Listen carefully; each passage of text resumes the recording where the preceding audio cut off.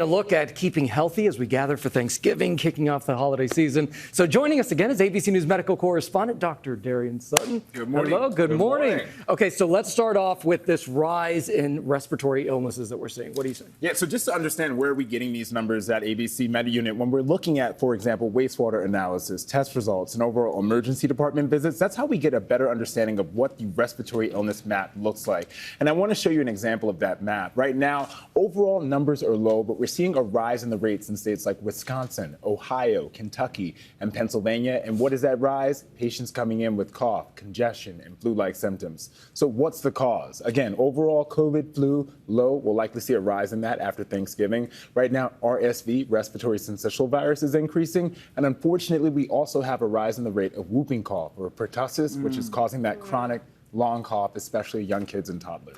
So you see how close we're all sitting. In the next week, all of us Americans are going to be sitting even closer with so many more people for the holidays and everything. What is the best way to stay healthy? And preparation and prevention. When we talk about preventing, for example, making sure that especially those who are high risk are up to date on flu, COVID vaccines.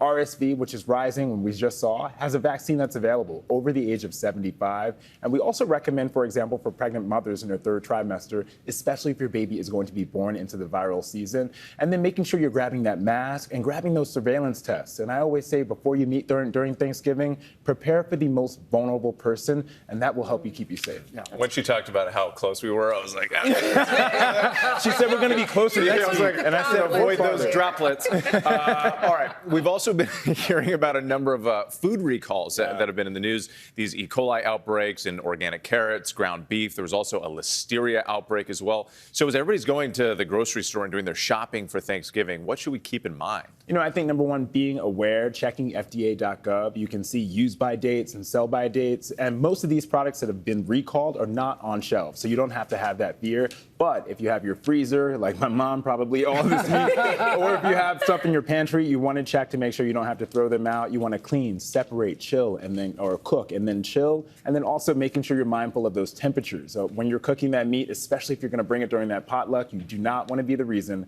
everyone gets sick. Oh, 100%. So make sure you prepare properly. Well, you have pecan pie or pecan pie? I have pecan, but when I'm feeling fancy, The doctor has spoken. Fancy, I do say When I'm pecan. feeling But it's fancy. now like an official tie.